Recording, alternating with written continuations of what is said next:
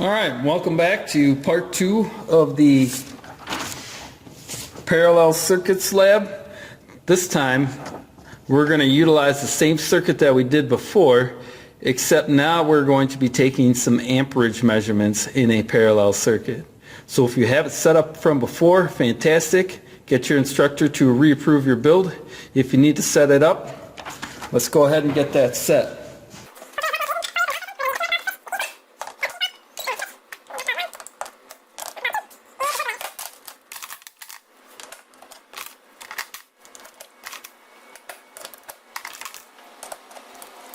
Okay, now that we've got our circuit built, I'll approve it. And now it's time to set up our meter for some amps measurements. Once again, I want to move this red probe over to my 10 amp terminal. I'm going to set my rotary dial to 10 amps. Okay. Just like with the series circuit, we are going to start by taking a total circuit amperage measurement at the fuse block.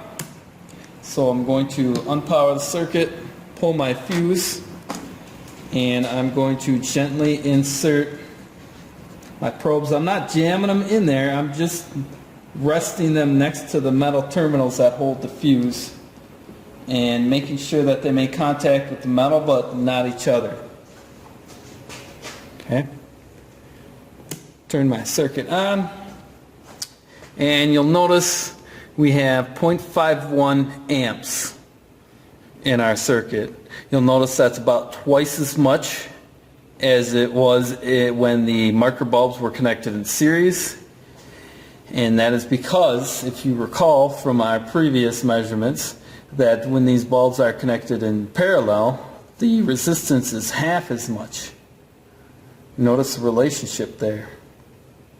Okay, so that's total circuit current of 0.51 amps. Power that down, pull these out. Put my fuse back in. Now we want to take an amps measurement through each branch or leg of the parallel circuit.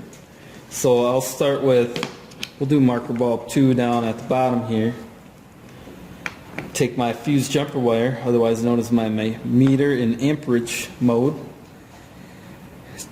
Break the circuit and then remake it with the meter. You'll notice that I got 0.27 amps through marker bulb number 2. Reconnect that one. I'll break the circuit at marker bulb 1 and I'll remake it with the meter. And I have 0.25 amps at marker bulb 1.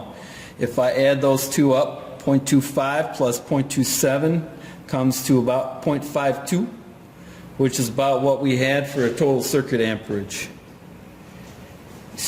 Knowing that this is less than 300 milliamps, I could potentially switch to my milliamp terminal for a slightly more accurate amps measurement.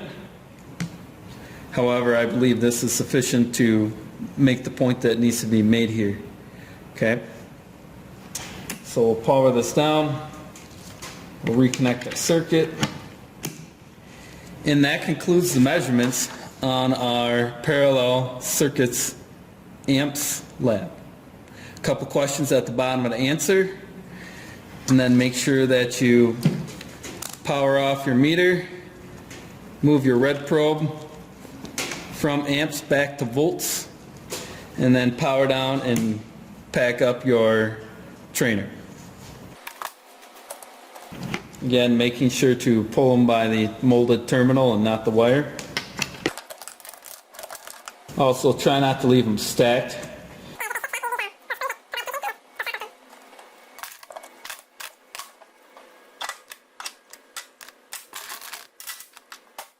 Alright, and that concludes the parallel circuits lab.